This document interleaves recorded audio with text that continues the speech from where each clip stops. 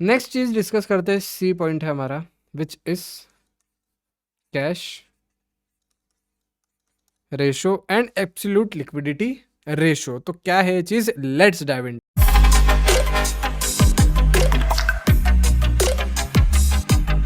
Book निकाल लीजिएगा 3.7 and cash liquidity cash ratio absolute liquidity ratio.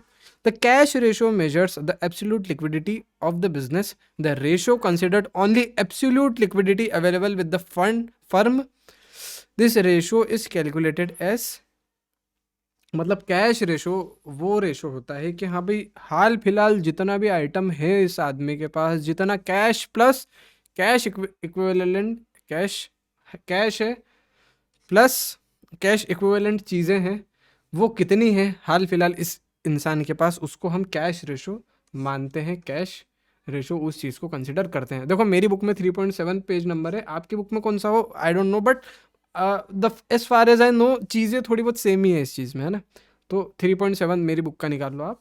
और देखो तो कैश रेशो क्या होता है, कैश रेशो का अगर फॉर्मूला हम इंटरप्रिटेट करें तो cash ratio is equal to cash at bank, cash and sorry चलो ऐसा ही ले लो ना, cash at bank CR is equal to cash at bank plus cash जो कंपनी के पास है ना, प्लस मार्केटेबल सिक्योरिटीज, जो सिक्योरिटीज लिक्विड है, मतलब कि अभी बेचने जाओ तो बिक जाएगी, मतलब कैश ही है वो एक टाइप का, मार्केटेबल सिक्योरिटीज हो गई कंपनी की वो, और current liabilities of the organisation upon current liabilities of the organisation. Okay, तो ये हो जाएगा cash and bank balance plus current investment upon current liabilities.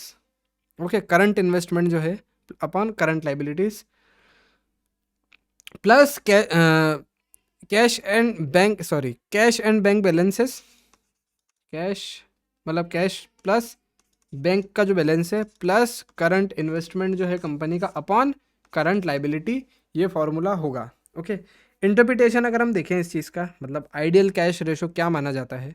So absolute liquidity ratio only test short term liquidity in terms of cash and marketable securities upon current investment, मतलब ये सिर्फ यार उस समय पर ही चीज़ें देखी जाती है कि हाँ भाई उस समय क्या है। ओके, अब जो नेक्स्ट चीज़ है ना, सॉरी मुझे थोड़ा बहुत जाना पड़ रहा है, तो नेक्स्ट चीज़ें हम नेक्स्ट वीडियो में डिस्कस करते हैं। उसमें basic defence interval upon interval measure ये आएगा।